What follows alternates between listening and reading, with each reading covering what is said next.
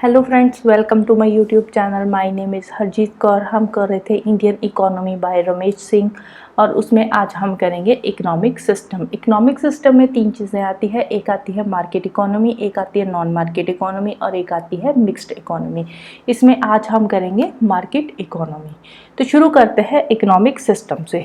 अब human life के लिए कुछ चीज़ें होती है जो इसेंशियल होती है। एक इंसान को जिंदा रहने के लिए कुछ चीज़ें इसेंशियल होती है, लाइक फूड।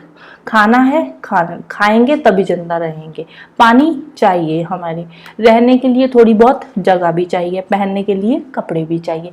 ये चीज़ें क्या है, ये है इसेंशियल चीज़ें। अब कुछ चीज़ें होती है लग्जरी, जैसे कि किसी बंदे के पास ठीक ठाक पैसा है तो वो बोल रहा है कि नहीं जी मुझे तो होंडा सिटी गाड़ी चाहिए, इससे नीचे मैं तो नहीं बैठूंगा। तो उसके अलावा कोई और पर्सन आ गया, उसके पास थोड़े और पैसे हैं, वो बोल रहा है जी नहीं मुझे तो BMW चाहिए, उससे नीचे मैं तो किसी गाड़ी में बैठूंगा ही नहीं।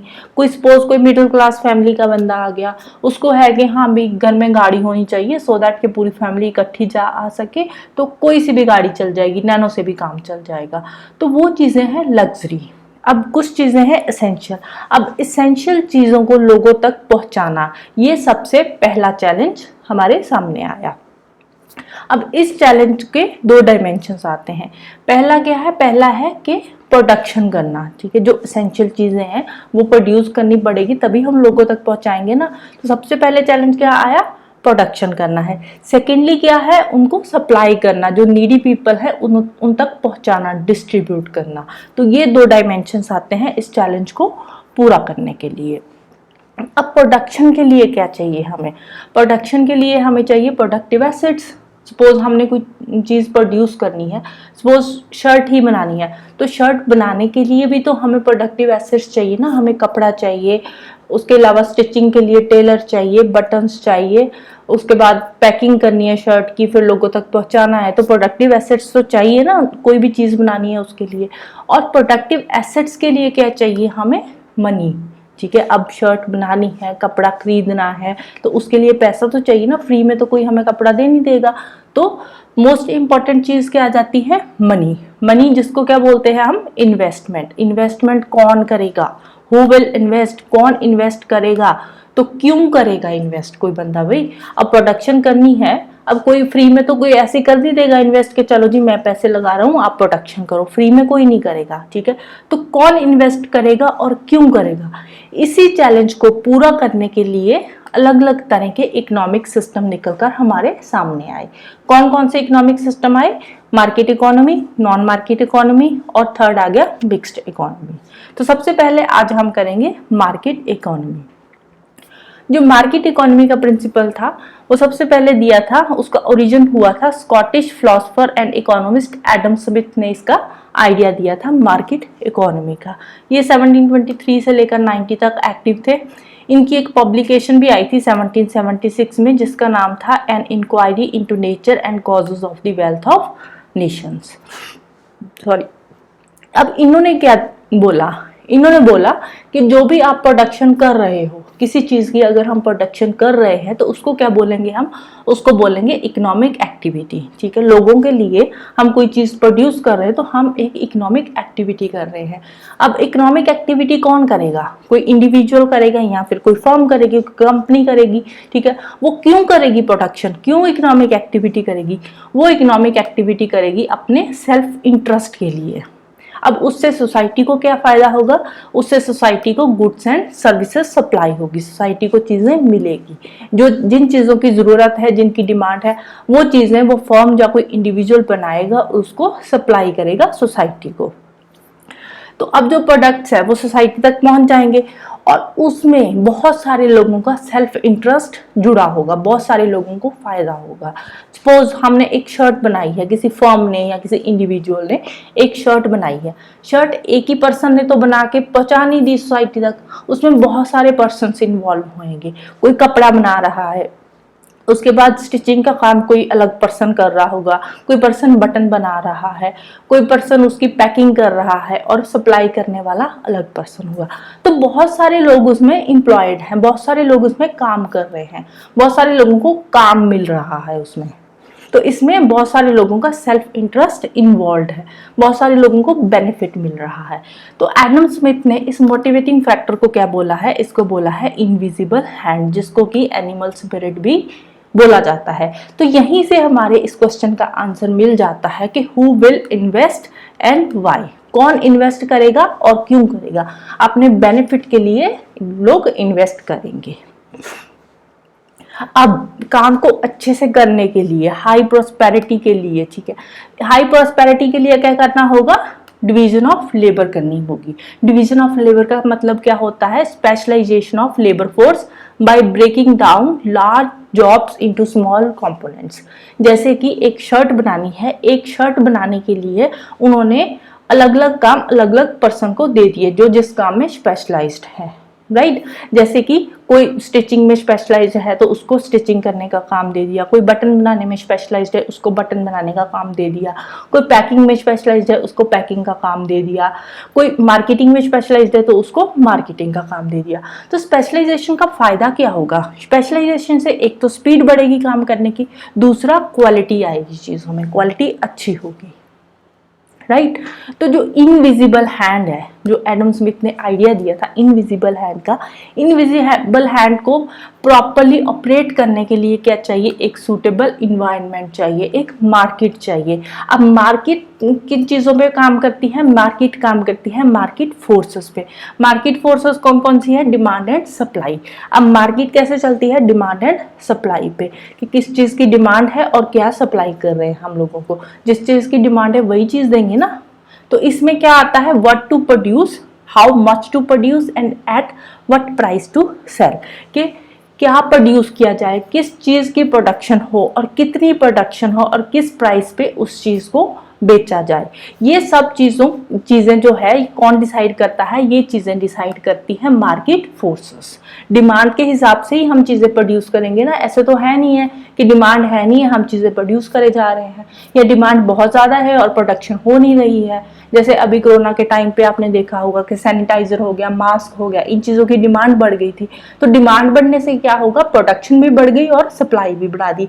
अब स्टार्टिंग में जब डिमांड बढ़ी थी तो एक बार जो प्राइसेस थे वो ज़्यादा हो गए थे, और धीरे धीरे जब सप्लाई बढ़ गई तो प्राइसेस भी कम हो गए। तो मार्केट काम करती है डिमांड एंड सप्लाई पे। तो अब ऐसा जो इकोनॉमिक सिस्टम जो चल रहा है, मार्केट चल रही है, उसको रेगुलेट करने के लिए क्या चाहिए, मार्केट में कंपटीशन। कंपटीशन होगा तभी तो चीज़ें अच्छे से हमें मिलेगी ना, क्वालिटी प्रोडक्ट्स मिलेंगे। तो एफिशिएंटली इकोनॉमिक एक्टिविटीज़ के काम करने के लिए अब एडम स्मिथ ने क्या आइडिया दिया, एडम स्मिथ ने आइडिया दिया कि गवर्नमेंट को लेसेस फायरी की पॉलिसी को फॉलो करना चाहिए। लेसेस फायरी क्या है, लेसेस फायरी एक फ्रेंच वर्ड है जिसका मतलब है लीव इट अलोन। इकोनॉमिस्ट इसको क्या बोलते हैं, नॉन इंटरफेरेंस। तो उनके एडम स्मिथ के हिसाब से गवर्नमेंट को अपना इंटरफेरेंस बिल्कुल खत्म कर देना चाहिए। गवर्नमेंट का इंटरफेरेंस मार्केट में चाहिए ही नहीं। जितना गवर्नमेंट का इंटरफेरेंस कम होगा उतना ही इकोनॉमिक परफॉर्मेंस कंट्री की अच्छी होगी। अब यहाँ पे नॉन इंटरफेरेंस बाय गवर्नमेंट का मतलब क्या है, नॉन इंटरफेरेंस का मतलब है कि गवर्नमेंट इकोनॉमिक कोई भी मतलब इकोनॉमिक रोल प्ले नहीं करेगी, ना ही कोई इकोनॉमिक रेगुलेशंस लगाएगी, ना ही कोई टैक्सेस लगाएगी। ये बात हो रही है 1960 के पहले की। आज की डेट में तो पॉसिबल नहीं है, किसी भी कंट्री में पॉसिबल नहीं है कि गवर्नमेंट टैक्सेस ना लगाए, क्योंकि गवर्नमेंट के पास पैसा कहाँ से आता है, गवर्नमेंट के पास टैक्सेस से ही तो पैसा आता है ना, तो टैक्सेस तो लगाने पड़ेंगे। तो ये बात एडम स्मिथ के अकॉर्डिंग है, एडम स्मिथ के अकॉर्डिंग कि गवर्नमेंट कोई भी इकोनॉमिक रोल प्ले नहीं करेगी, ना ही कोई रेगुलेशंस रूल्स रेगुलेशंस लगाएगी, ना ही कोई टैक्सेस लगाएगी।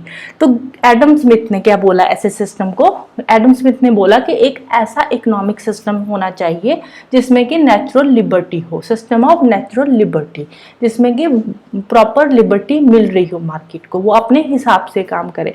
तो यहाँ से दो तरह के इकोनॉमिक सिस्टम निकल कर आते हैं, कौन कौन से, एक तो आता है कैपिटलिज्म, एक आता है फ्री मार्केट इकोनॉमी। अब दोनों के दोनों सिस्टम ही, जो कैपिटलिज्म और फ्री मार्केट इकोनॉमी, दोनों के दोनों सिस्टम ही सेम इकोनॉमिक एनवायरनमेंट पे काम करते हैं, डिमांड एंड सप्लाई पे। कैपिटलिज्म भी और फ्री मार्केट इकोनॉमी दोनों में डिमांड एंड सप्लाई का तो फंडा रहेगा ही रहेगा, बट उसके चलते हुए इन दोनों में बहुत सारे डिफरेंसेस भी हैं। कौन कौन से डिफरेंसेस है वो हम अभी देखते हैं। अब जो कैपिटलिज्म है, कैपिटलिज्म किस चीज पे फोकस करता है? क्रिएशन ऑफ वेल्थ पे। कैपिटलिज्म पैसे पे के लिए काम करता है, प्रॉफिट के लिए काम करता है कि हमें अपना प्रॉफिट होना चाहिए। Ownership of productive market economy. अब जो फ्री मार्केट इकोनॉमी है, कैपिटलिज्म तो वेल्थ के लिए काम कर रहा है, प्रॉफिट के लिए काम कर रहा है। अब जो फ्री मार्केट इकोनॉमी है वो किस चीज पे फोकस कर रही है? उसको भी तो प्रॉफिट तो चाहिए ना, पर वो किस फोकस कर रही है? एक्सचेंज ऑफ वेल्थ पे। फ्री मार्केट इकोनॉमी का जो प्रिंसिपल है वो ये कहता है कि हाँ वेल्थ तो चाहिए बट किसी एक ही पर्सन के हाथ में नहीं होना चाहिए, कुछ लोगों के हाथ में नहीं होनी चाहिए, सब लोगों में इक्वली डिस्ट्रीब्यूशन होनी चाहिए। कैपिटलिज्म में था कि कुछ लोगों के पास ही वेल्थ रह जाएगी, प्रॉफिट होगा, कुछ लोगों के पास पैसा रह जाएगा। बट जो फ्री मार्केट इकोनॉमी है वो फोकस करती है एक्सचेंज ऑफ वेल्थ पे कि सब में इक्वली डिस्ट्रीब्यूट हो चीजें। तो कैपिटलिज्म का सिस्टम में, जो कैपिटलिज्म का सिस्टम है उसमें गवर्नमेंट रेगुलेशंस तो है बट प्राइवेट ऑनर भी अपनी मोनोपोली वहां पे बना रहे हैं मार्केट में। ऑल्दो गवर्नमेंट रेगुलेशंस है बट कुछ अब धीरे धीरे, अब स्टार्टिंग में तो चलो ठीक है सब लोगों के पास होगा, बट धीरे धीरे कुछ लोगों के हाथ में ही चीजें रह जाएगी, बाकी के लोग जो है धीरे धीरे बाहर जाना शुरू हो जाएंगे। तो कैपिटलिज्म में क्या हो जाता है, जो प्राइवेट ऑनर है उसकी मोनोपोली हो जाती है मार्केट में। अब मार्केट में मोनोपोली हो जाएगी। मोनोपोली क्या होता है? मोनोपोली होता है कि सेलर एक ही है और बायर बहुत सारे हैं। अब बायर के पास ऑप्शन ही नहीं है, एक ही तो सेलर है, एक ही जगह से तो चीज लेनी है, तो जितने रेट पे देंगे उसी रेट पे खरीदनी पड़ेगी। तो कैपिटलिज्म में क्या होता है? कैपिटलिज्म में मोनोपोली आ जाती है मार्केट में। मोनोपोली आ जाएगी तो कंपटीशन तो रहेगा ही नहीं, तो ये बात भी गलत हो जाती है ना। तो दूसरी तरफ अगर हम फ्री मार्केट इकोनॉमी की बात करें तो फ्री मार्केट इकोनॉमी में डिमांड एंड सप्लाई दोनों प्रिंसिपल काम कर रहे हैं। तो इसमें गवर्नमेंट रेगुलेशंस तो नहीं है बट इसमें परफेक्ट कंपटीशन है। फ्री मार्केट इकोनॉमी में, फ्री मार्केट इकोनॉमी में प्रॉपर कंपटीशन काम कर रहा है। बहुत सारे सेलर्स है, इसमें बायर्स है तो सेलर्स भी बहुत सारे हैं। एक ही पर्सन अपने हिसाब से चीजें नहीं बेच सकता। जब बायर सेलर्स बहुत ज्यादा होंगे तो वहां पे कंपटीशन भी होगा। तो इसमें आउटसाइड फोर्सेस की इंटरवेंशन ज्यादा नहीं है, राइट। तो अब जो कैपिटलिज्म का प्रिंसिपल था वो सबसे पहले यूएसए ने ट्राई किया था 1777 में। तो वहां से, अब यूएसए ने पहले ट्राई किया तो यूएसए में पहले स्टार्टिंग में बड़ा अच्छे से कैपिटलिज्म काम किया। तो वहां से जो कैपिटलिज्म था वो पूरे के पूरे यूरो अमेरिका में स्प्रेड हो गया। नॉर्थ अमेरिका में तो था ही था, साथ ही साथ वेस्टर्न यूरोप में भी कैपिटलिज्म का जो प्रिंसिपल था उन्होंने भी फॉलो करना शुरू कर दिया। बट पहले स्टार्टिंग में बहुत अच्छे से काम किया कैपिटलिज्म में, बट बाद में क्या हुआ, सडनली 1929 में ग्रेट डिप्रेशन आ गया। ग्रेट डिप्रेशन आने से क्या होगा, कुछ ही लोगों के हाथ में पैसा आ गया। 1929 में जब ग्रेट डिप्रेशन आया तो उससे क्या हुआ, कुछ जो मल्टी एंड ट्रांसनेशनल कंपनीज थी उनके हाथ में ही पैसा आ गया, जो बाकी लोग थे वो गरीब रह गए। इनइक्वालिटी बहुत ज्यादा बढ़ गई, इनइक्वालिटी का गैप बहुत ज्यादा बढ़ गया। जो अमीर लोग थे वो कुछ ही थे बट बहुत ज्यादा अमीर हो गए, जो गरीब थे वो बहुत ज्यादा गरीब हो गए, बहुत ज्यादा इनइक्वालिटी बढ़ गई। उसके चलते हुए गवर्नमेंट ने टैक्सेस तो लगाए उससे बाहर आने के लिए, बट उसका क्या हुआ, टैक्सेस लगाने से क्या होगा, अब टैक्सेस गवर्नमेंट ने लगाए अकॉर्डिंग टू इनकम। जिसके पास ज्यादा इनकम है वो ज्यादा टैक्स देगा, जिसके पास कम इनकम है वो कम टैक्स देगा। बट जो इनकम वाले लोग तो कुछ की ही थे ना, बाकी तो बहुत गरीब थे, तो उससे भी गवर्नमेंट कुछ वेलफेयर का काम कर नहीं पाई। टैक्सेस लगाने की वजह से भी, टैक्सेस लगाने के बाद भी गवर्नमेंट कोई वेलफेयर रोल प्ले नहीं कर पाई। अब इस सिस्टम की बहुत सारी कमियां भी रही है। अब कौन कौन सी कमियां हैं, अब इस सिस्टम में क्या हुआ, जो लोग इनोवेटिव थे, बिजनेस माइंडेड थे, वो तो बहुत ज्यादा सक्सेसफुल हुए बहुत अच्छे से। बट जो इनोवेटिव और बिजनेस माइंडेड लोग तो बहुत कम होते हैं ना, ज्यादातर लोग तो नॉर्मल होते हैं कि थोड़ी बहुत जॉब कर ली, काम कर लिया और अपना गुजारा कर रहे हैं। तो जो इनोवेटिव और बिजनेस माइंडेड लोग थे वो तो बहुत ज्यादा उस टाइम पे सक्सेसफुल हुए। बट जो लोग थे जिनकी लोअर परचेजिंग पावर थी, जो गरीब लोग थे, अब उनके लिए तो कुछ काम हुआ ही नहीं, कैपिटलिज्म ने कुछ भी नहीं किया, वो तो बिल्कुल ही नेग्लिजिबल हो गए। वेलफेयर स्टेट की तरफ से कोई भी वेलफेयर नहीं होता था लोगों का, वो भी बिल्कुल खत्म हो गया कैपिटलिज्म में। लोगों के बीच में इकोनॉमिक इनइक्वालिटी बहुत बढ़ गई, इनइक्वालिटी का गैप बहुत बढ़ गया। ऑल्दो गवर्नमेंट ने प्रोग्रेसिव टैक्सेस लगाए थे बट फिर भी इनइक्वालिटी बहुत ज्यादा बढ़ गई थी। अब बहुत सारे पॉलिसी अप्रोचेस गवर्नमेंट ने फॉलो की, उसके चलते हुए भी जो इकोनॉमीज थी वो ग्रेट डिप्रेशन से रिकवर नहीं कर पा रही थी।